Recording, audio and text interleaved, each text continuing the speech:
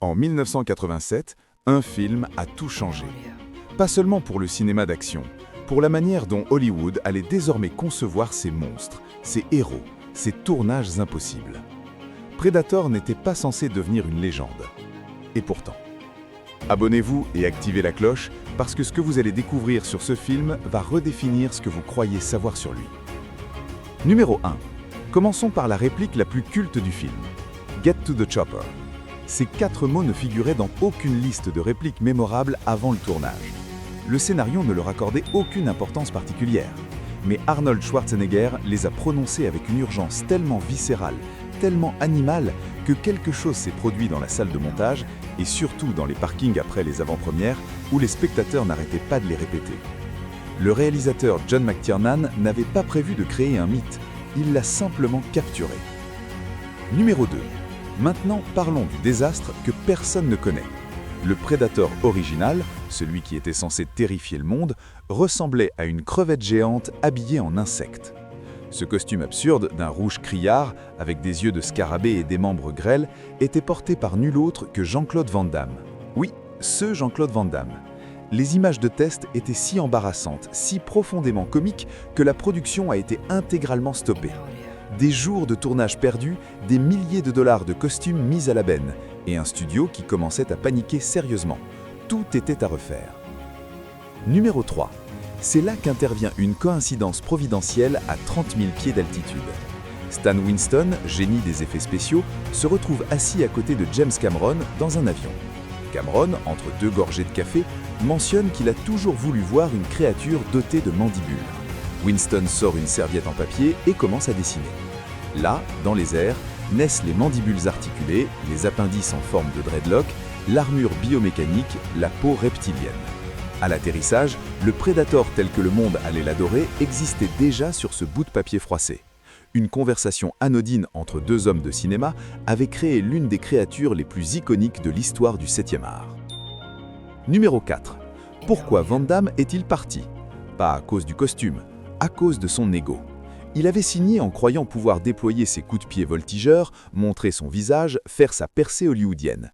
On lui a expliqué qu'il serait totalement invisible sous la combinaison, sans crédit à l'écran, sans une seule scène où l'on verrait son visage. Après 2 jours, il a qualifié le rôle de stupide et a claqué la porte. Son départ a ouvert la voie à Kevin Peter Hall, 2,18 m de présence pure, dont la stature colossale allait donner au Predator une dimension physique que Van Damme n'aurait jamais pu lui offrir. Numéro 5. Sur le plateau, la chaleur tropicale que vous voyez à l'écran n'a jamais existé. Les scènes en extérieur étaient tournées tôt le matin au Mexique, quand les températures frôlaient 0. Entre les prises, Schwarzenegger, Carl Weathers et le reste de l'équipe se réfugiaient sous des couvertures en grelottant. Le film vous vante une jungle étouffante d'humidité. En réalité, les acteurs luttaient contre le froid. Numéro 6. Schwarzenegger lui-même avait entrepris une transformation physique radicale avant le tournage. 25 kilos perdus volontairement. Après des années de bodybuilding, il voulait incarner un militaire d'élite, fonctionnel, dangereux, crédible, pas un culturiste en treillis. Cette décision a rendu Dutch humain, vulnérable et donc inoubliable. Numéro 7. La scène de la boue reste l'une des plus intenses jamais filmées. Et pour cause, elle a failli coûter la santé d'Arnold. Ce n'était pas de la vraie boue, mais de l'argile froide mélangée à de l'eau glacée, appliquée en couches épaisses pendant des nuits entières. Sa température corporelle chutait dangereusement entre les prises. L'équipe a eu l'idée désastreuse de lui donner du whisky pour le réchauffer, ce qui médicalement produit l'effet inverse en dilatant les vaisseaux sanguins. Arnold frissonnait sous ses couches d'argile, souffrant d'une hypothermie légère et devait pourtant livrer l'une des performances les plus intenses de sa carrière. Quand vous voyez Dutch se barbouiller le visage avec une frénésie désespérée, ce n'est pas du jeu, c'est de la survie. Numéro 8. En coulisses, une guerre silencieuse faisait rage. Chaque matin à 4 heures, Arnold, Carl Weathers, Jesse Ventura et les autres convergeaient vers la salle de gym sous prétexte d'un interview physique de routine. Personne ne l'admettait, mais tout le monde savait, c'était une compétition permanente à qui aurait les bras les plus imposants. Le résultat, l'un des castings les plus physiquement intimidants jamais réunis sur un même écran. Numéro 9. Et Ventura a cru un moment avoir gagné. Le département costume lui avait confié que ses biceps mesuraient plus que ceux d'Arnold. Il s'en était vanté à qui voulait l'entendre. Sauf que c'était un piège. Arnold avait lui-même demandé à l'équipe de mentir à Ventura, sachant pertinemment que ses propres bras étaient plus grands. Il avait laissé Ventura savourer une victoire imaginaire, en silence, avec le sourire. Le jeu psychologique sur ce tournage était aussi intense que les scènes d'action. Numéro 10.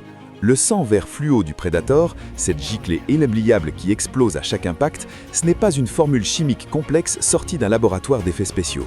C'est du liquide de bâtons lumineux mélangé à du lubrifiant KY. L'équipe avait cassé des bâtons fluorescents industriels, récupéré le liquide, ajusté la viscosité et créé l'une des signatures visuelles les plus reconnaissables de la science-fiction, avec des ingrédients achetés dans n'importe quelle pharmacie. Numéro 11. La vision thermique du Predator, ces teintes orangées et rouges qui traquent les soldats à travers la végétation, n'a pas été filmée avec de vraies caméras infrarouges. La technologie existait, mais la qualité d'image n'était pas suffisante pour le cinéma.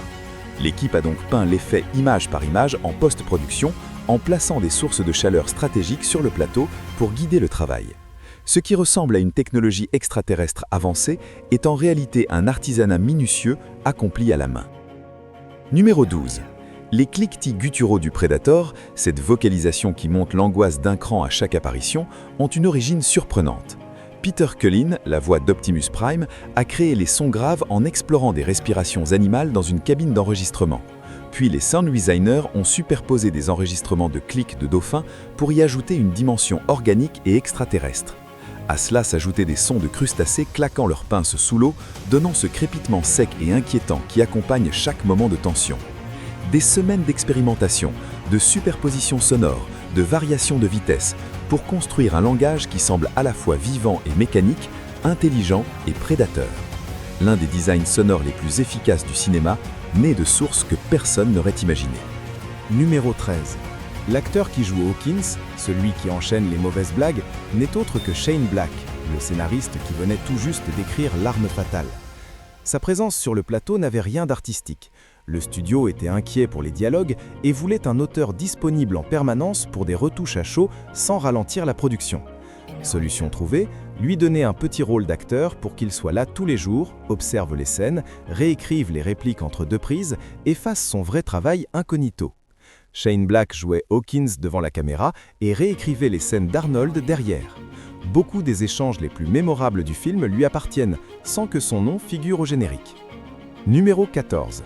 La mort de Billy est l'une des plus puissantes du film, précisément parce qu'on ne la voit pas. Un cri, puis le silence. Mais une version complète avait bel et bien été tournée. Un combat au corps à corps prolongé, Billy affrontant le Predator avec son couteau, encaissant les coups, résistant. L'équipe avait consacré une journée entière à cette séquence. Quand les producteurs l'ont visionné en salle de montage, ils ont tout supprimé. La raison était simple et implacable. Voir un humain tenir plusieurs secondes contre une créature supposément imbattable détruisait toute la menace construite depuis le début. Le cri sans image est infiniment plus terrifiant que n'importe quelle chorégraphie de combat. L'absence fait plus peur que la présence. Numéro 15. Sonny Landham, l'interprète de Billy, avait une particularité unique sur ce tournage. La compagnie d'assurance avait exigé qu'un garde du corps l'accompagne en permanence, non pas pour le protéger, mais pour protéger les autres de lui. Son comportement imprévisible et ses accès de violence potentiels avaient convaincu les assureurs de ne couvrir le film qu'à cette condition. Le garde du corps suivait Landham partout, sur le plateau, à l'hôtel, pendant les temps libres. Son unique mission était d'intervenir avant que les tensions n'explosent. L'une des clauses d'assurance les plus insolites de l'histoire d'Hollywood. Et elle a fonctionné. Numéro 16. Cette jungle oppressante qui semble s'étendre à l'infini dans chaque direction, elle tenait sur quelques hectares.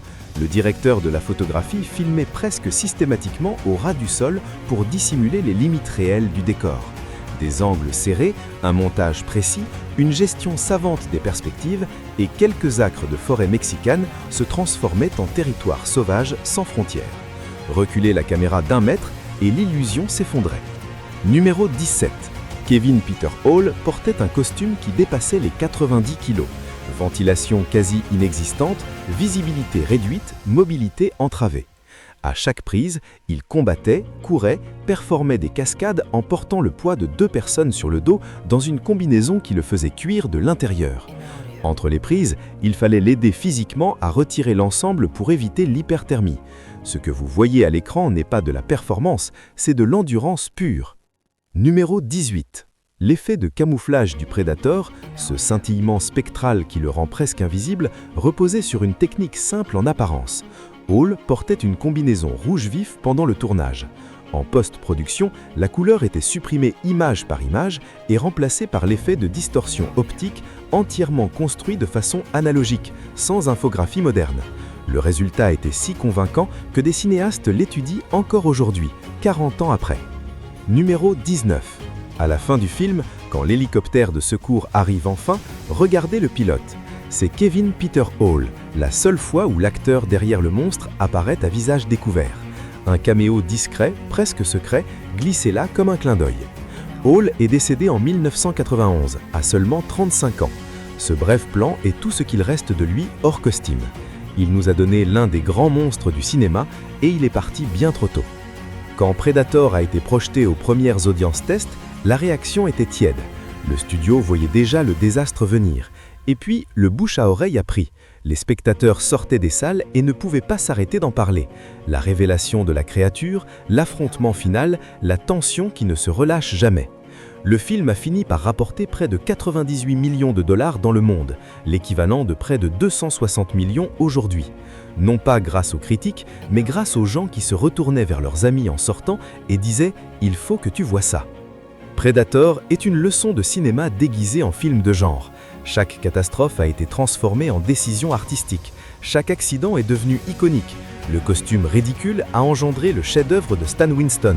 Le froid intense a donné une authenticité à chaque regard épuisé. La souffrance réelle d'Arnold sous l'argile glacée a produit la scène la plus mémorable du film. Ce qui aurait pu être une série de ratés s'est mué en une œuvre qui résiste à l'épreuve du temps. Si vous voulez continuer à explorer les coulisses des films qui ont marqué l'histoire, les secrets que personne ne raconte, les accidents qui sont devenus des légendes, les décisions prises dans la panique qui ont tout changé, abonnez-vous maintenant, activez les notifications et rejoignez une communauté qui regarde le cinéma autrement. Parce que derrière chaque grand film, il y a une histoire encore plus folle que ce qu'on voit à l'écran.